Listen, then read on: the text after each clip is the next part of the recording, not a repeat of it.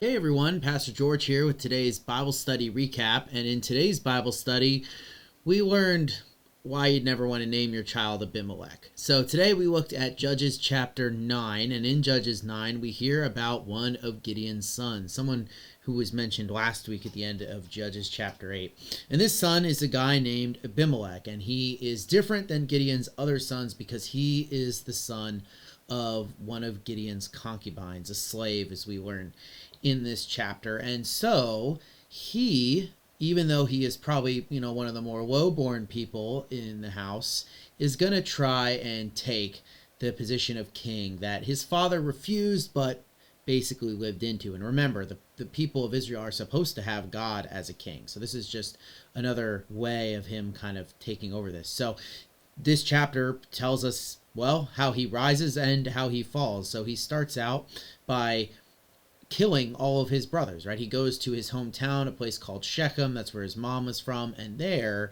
he tells the leaders, well, he tells his family, who then tell the leaders of the city, that, one of his other guys, one of his other brothers is going to use this power and they're going to rule over them. And so instead of having all of them rule over them, wouldn't they rather have a ruler who was related to them? Of course, this means that just like today with congressmen and presidents who were able to kind of throw bones to their home states, that Shechem would be in a lot of a better place if Abimelech was allowed to rule. He would be able to give them things, right? This is all under the surface. I'm reading into it. He doesn't say this, but knowing politics, knowing the human heart, you can see how that would be a part of it.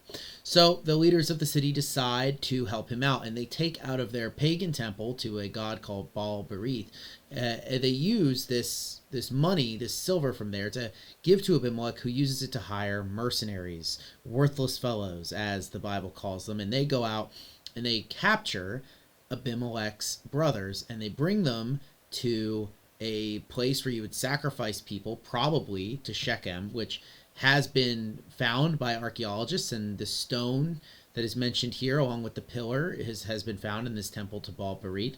And they take them there and they sacrifice them. So human sacrifice is going on in this passage, something that happens quite a bit in the Old Testament, not by God's command, mind you, but because that is how the pagan gods in the Canaanites worshipped received sacrifices, sometimes for humans, right? So this would be like a Thanksgiving sacrifice.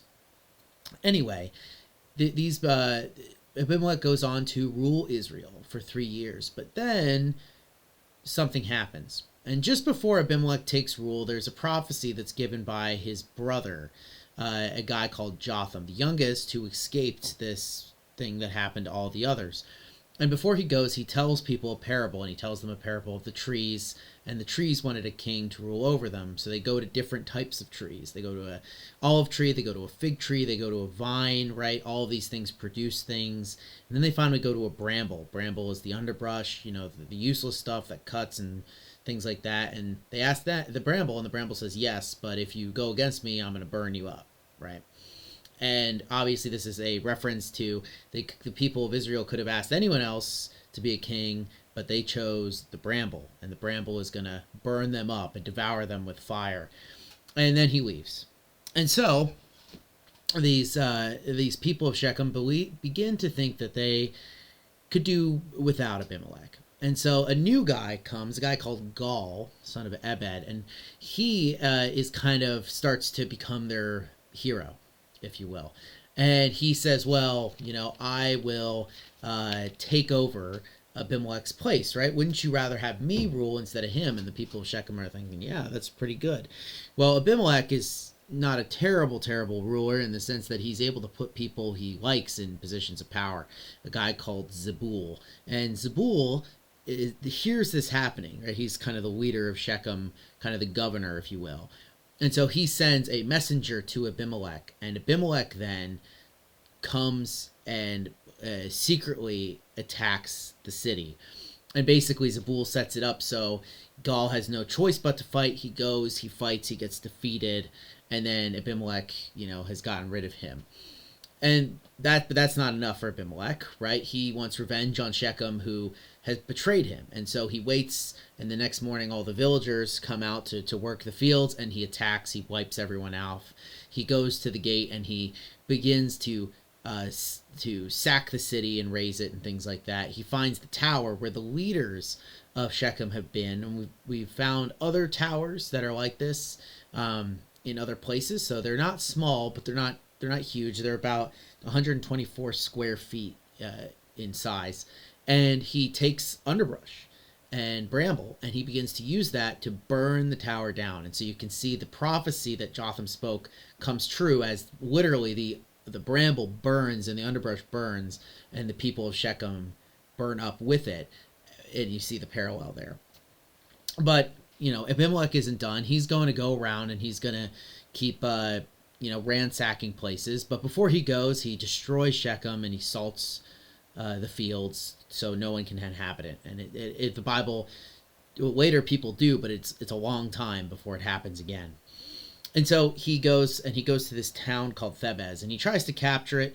When he's there, though, something bad happens to him. He goes to the tower, and of course, just like now, you would want to go to a fortified place. So whenever a city was under attack, everyone would kind of go to a central location to kind of hang out and defend themselves. And so they go to the tower, and some woman takes a millstone and throws it over the side, and it hits him in the head, crushes his skull, right? He knows he's going to die. It's not an instant death. And so he asks one of his young men, like an armor bearer or something, to ram him through with a sword, which he does. And so that is how Abimelech dies, right? He dies killed by a woman, but ironically also killed with a stone, just like he killed his brothers. And the story of Abimelech is a little bit of a foreshadowing in some ways with Saul, right? Just like Saul has an evil spirit come upon him when he loses the favor of the Lord, an evil spirit from the Lord comes to put enmity between Shechem and